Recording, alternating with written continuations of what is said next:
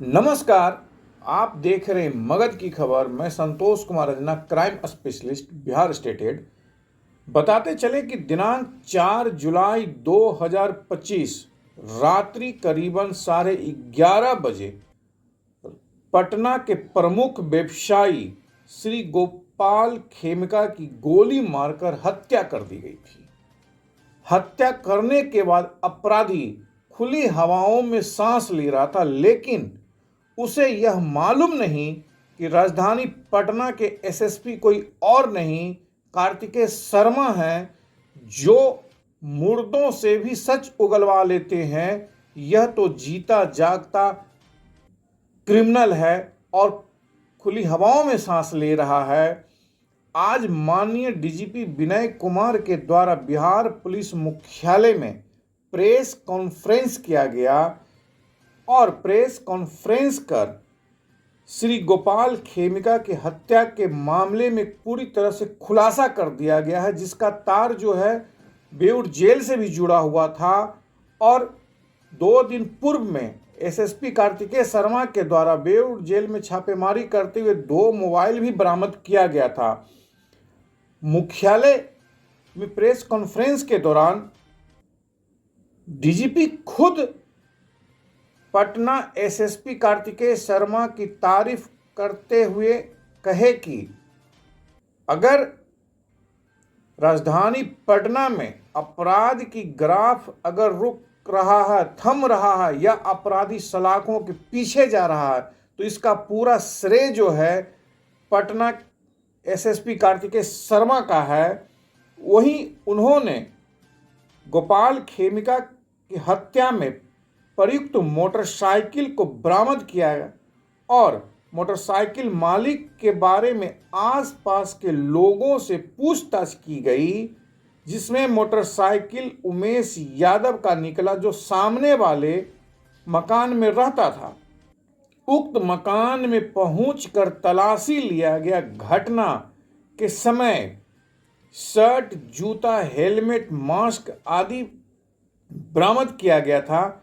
उमेश यादव को लेकर पुलिस पूछताछ शुरू कर दी, जिसमें पूरे मामले में श्री गोपाल खेमका की हत्या का खुलासा हो गया। खुद डीजीपी और पटना एसएसपी इस मामले में क्या कहते हैं, आइए हम उनके पास लेकर चलते हैं।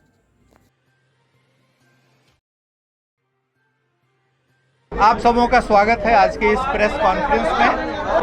आप सभी अवगत हैं कि एक बड़ी दुखद घटना और एक बड़ी घटना प्रतिवेदित हुई थी। गोपाल खेमका जी की हत्या से संबंधित घटना प्रतिवेदित हुई थी। इस घटना के संबंध में एसटीएफ और पटना पुलिस की एक संयुक्त एसआईटी गठित की गई। जो भी घटना स्थल से क्लूज मिले, सूत्र मिले, उसको विकसित करते हुए जितनी तकनीकी तौर तरीके अनुसंधान के हैं, सीसीटीवी सर्विलांस और जितने सारे मोबाइल ट्रैकिंग वगैरह वगैरह जो हमारे सीसीटीवी सर्विलांस के कैमरे लगे हुए हैं, उसके आधार पर तकनीकी अनुसंधान किया गया अहर्निश 24 घंटे।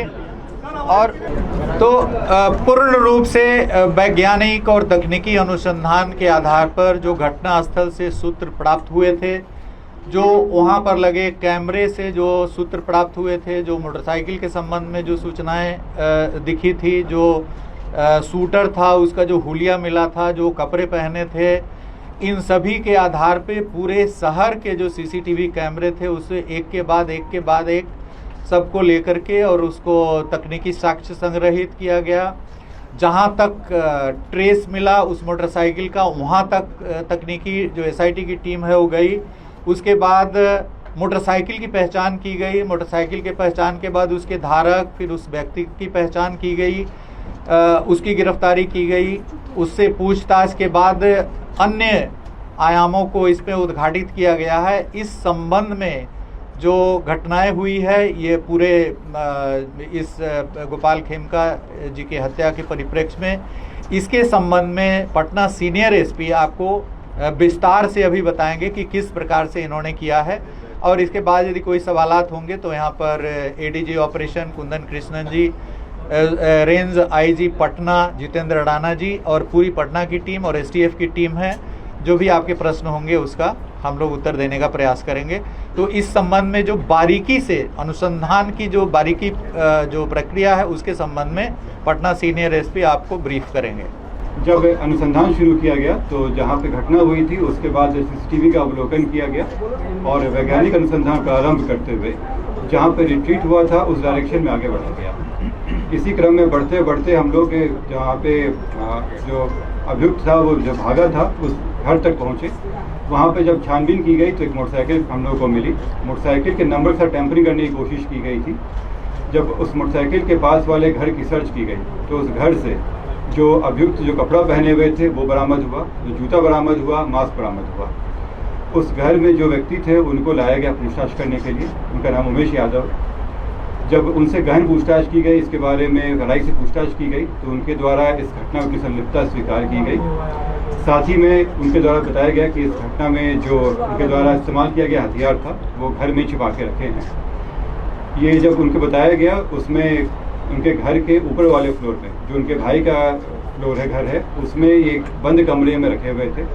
उस जगह की जब छानबीन की गई तो इनके घर से 59 राउंड गोलियां बरामद हुई। उसमें 56 राउंड 7.6 का था और 3 गोली 9mm का था। उसके अलावा जब घटना में जो इस्तेमाल हथियार था उसके साथ 2 मैगजीन मिला जिसमें 14 राउंड गोलियां थी। इसके बाद जब इनसे और पूछताछ की गई तो बताया ये कि अशोक साहु का नाम लिए कि ये इनको करीब 1.5 साल से जानते थे। दोनों ही बिहार शरीफ के थे और एक शादी के फंक्शन में मिले थे। तब से ये उनके लिए छोटा मोटा काम करते थे। करीब 1.5 महीना पहले इस षड्यंत्र को रचा गया था और इसमें इनको पहले लाया गया था कि ये शूटर और हथियार को इंतजाम करे। इस क्रम में पैसे भी दिए गए थे और इसमें बताया गया था कि अग्रिम में 50,000 रुपये दिए गए थे और बाकी काम होने के बाद 4 लाख की बात हुई थी इसमें। ये पहले अपने आसपास के जो शूटर रहे हैं उनसे कांटेक्ट किए ये। उसी क्रम में इनके इलाके में रहने वाले विकास उर्फ राजा से मुलाकात हुई। इसमें उनसे सेटिंग करने की कोशिश की गई। राजा के द्वारा जो डिमांड किया गया था तो इनको लगा कि इससे अच्छा ये स्वयं ही ये घटना कर ले और इसीलिए ये हथियार जो इनको अशोक साहु जी के द्वारा ही दिया गया था वो हथियार लिए और अशोक साहु के द्वारा इनको उनके दिनचर्या के बारे में बताया गया।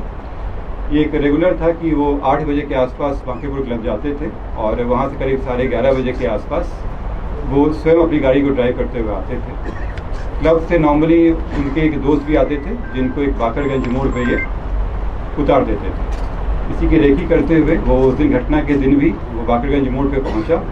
वहाँ जब इनकी गाड़ी आई तो ये वहाँ से चल के ये अपार्टमेंट के पास आ गया और इनका इंतजार करने लगा। उसके 10 मिनट के बाद इनकी गाड़ी आई। गाड़ी पहले से ये देखा हुआ था, नंबर भी से पता था। जैसी गाड़ी आई ये उसमें फायर किया और चला गया। अगले दिन जैसे पहले से तय था इन लोग के द्वारा ये लोग जेपी गंगा पथ पर मिले, ये और अशोक साहब मालसामी थाना क्षेत्र में। वहाँ पे बची हुई 3.5 लाख रुपये इनके द्वारा दी गई। इसमें खास बात यह है कि इसमें आपस में बातचीत करने के लिए मोबाइल खरीदा गया था और सिम भी उमेश यादव के नाम से ही खरीदी गई थी ताकि अशोक साहु का नाम नहीं आ सके। और जब ये पैसे दिए गए तो मोबाइल उन्होंने वापस कर दिया लेकिन सिम वापस नहीं किया था इसमें। जब इसमें अशोक साहु के घर पे छापेमारी की गई तो उनके यहाँ भारी मात्रा में ज़मीन के कागजात मिले। साथ में एक 9mm का बरेटा उनके यहाँ पिस्टल मिला, उसमें 17 राउंड गोलियाँ मिली उसमें और इसमें कई जो कागजात मिले हैं उनका अनुशीलन किया जा रहा है। जो अभी शुरुआती पूछताछ में जो बताया गया है, बताया गया कि इन लोगों के बीच में व्यापारिक संबंधों में खटास आ गई थी। ज़मीन के कारोबार में भी बताया जा रहा है। लेकिन